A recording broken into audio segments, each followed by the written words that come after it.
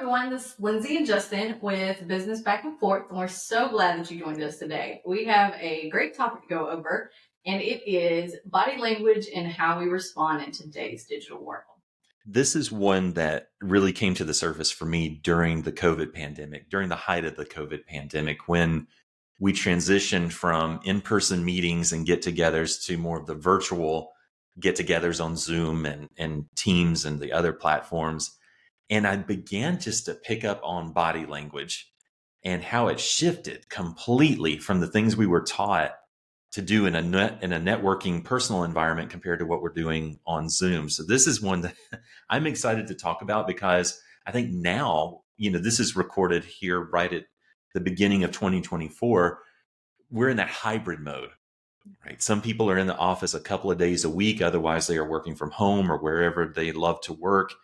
And now we have to still be cognizant of our body language and let go of those bad habits from COVID and adopt some of those pre-COVID good habits and blend the two.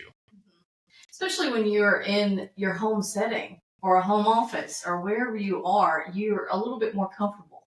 And so it's just sitting back and going, oh, I'm sitting here with my arms crossed, or, the body language, like you just said, of having those things that were ingrained in us and of sitting down and being able to have those kind of conversations with people and also being aware of your body language. That's right. So I want to hone in on some of those things in the workplace setting as well.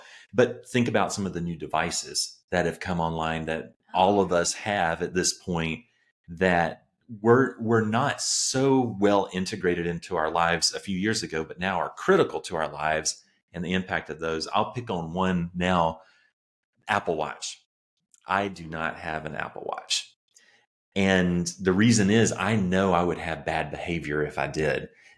I'm one of those guys. I don't know if you are, Lindsey, but I'm one of those people to where if I see an unread notification, it doesn't matter if it's on text messages or it's on email or it's on an app like a travel app, I have to read it because my gut is saying that may be something important and I don't want to miss it. I don't let text messages pile up or emails pile up. I need to see what's there to achieve some zen and peace. Are you the same way? I'm or the exact same way. Yeah. It's almost like a game of like, ooh, I got to make sure that everything is at zero. Right. Like Yes. So often. So it's constantly that, oh, there's a notification. There's this, there's social media. There's my emails popping up. It's my calendar going off. It's all of these things. And it's balancing between those. And I'm like you, oh my gosh, is there something important that I have to go deal with? Right. And I keep my phone on silent. I don't have a ringer that I use at all. And it's enough. It's already a distraction when I'm sitting in a meeting or I'm sitting, even driving the car, and I feel my phone buzzing in my pocket. So it's like, okay, did the dog get out of the yard? Is the house burning down? Or is it just another spam promotion asking me to vote for someone? I don't know, right? And if I had that on my watch, it would be dangerous. But I tell you, I've noticed with friends that have Apple Watches, it is a distraction. I've noticed that even in conversation, I'll see them look at their watch. And I'm from the old school, right? Where if I'm in a conversation with you and you're looking at your watch, that tells me you're ready to go. You want to wrap this up and it's time to go. And I think they don't genuinely mean it that way. I think it's just overstimulation of the senses, and that thing is buzzing or beeping or flashing, and they can't not look at it. Or it's telling you to breathe. That's what mine would do because I was wearing mine all the time. It would start to beep at me that obviously my stress levels were up, right, or I was nervous about something, and it will go off and start to tell me to breathe, and it'll start vibrating on my wrist. So it's then hurry up. I have to tell that thing to hush while I'm in the middle of conversation. Right. And I think if you were in conversation with someone, let's say we were at a networking event and they had a traditional wristwatch on, just a normal, Nixon or Rolex or whatever watch that they're wearing, and they started looking at it, what would be your visceral reaction? That I have bored them to death, and they got to go. That's right. They're in the next meeting, or they have been in this conversation longer than they have anticipated. So it's okay. Exactly. So I think that's one of the things I've noticed as a shift, and another one, bringing it back more to the workplace. One, That better not happen in one of my work meetings or my workshops. If someone's playing, if I perceive they're playing on their phone or their watch, that's not good. That's not a good use of productive time. But I think about when we're all on Zoom, I think we both have multiple monitors, right? Where it's like the laptop screen is here, the second monitor's here. We work with folks that's got a third monitor. And I've noticed on Zoom calls that sometimes a teammate or a client will have their notes on one screen and the camera on the other.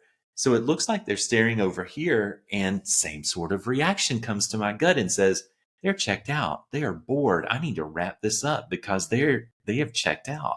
Because they have no perspective at that point of that's what they're doing. Because I think we've gotten so used to that. Mm-hmm. I tell people all the time, I'm still old school in the sense of I like taking handwritten notes. Yes. So I tell people ahead of time, if you see my head bobbing, I promise you it's me taking notes. It is not me checking my phone or things going off. And I've gotten to a point, Justin, where I put the do not disturb on. Yes. Good idea.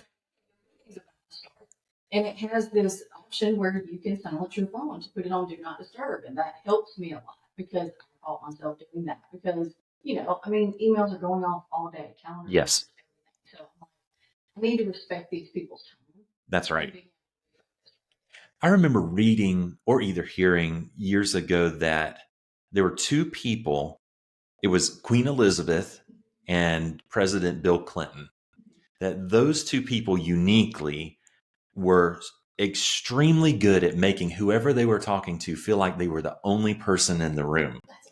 And you think about how many thousands of people they were surrounded by constantly, and they could make someone feel like they were the center of the universe in every conversation. And I aspire for that. I don't have that skill. I'm decent, but I am not that good.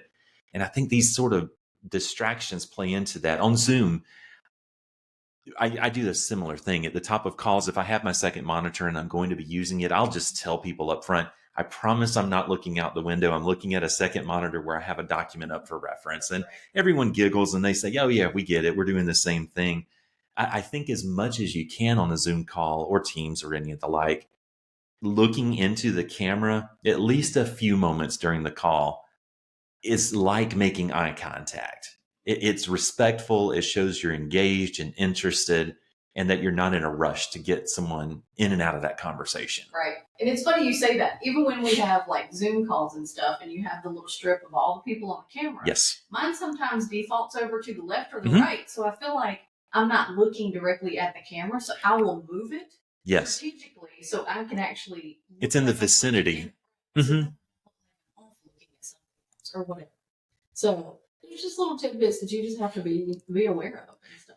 I think that the last thing to touch on this topic is, and we have this conversation constantly, is when do I use instant message versus email versus phone call or versus Zoom? We have so many options to engage with one another.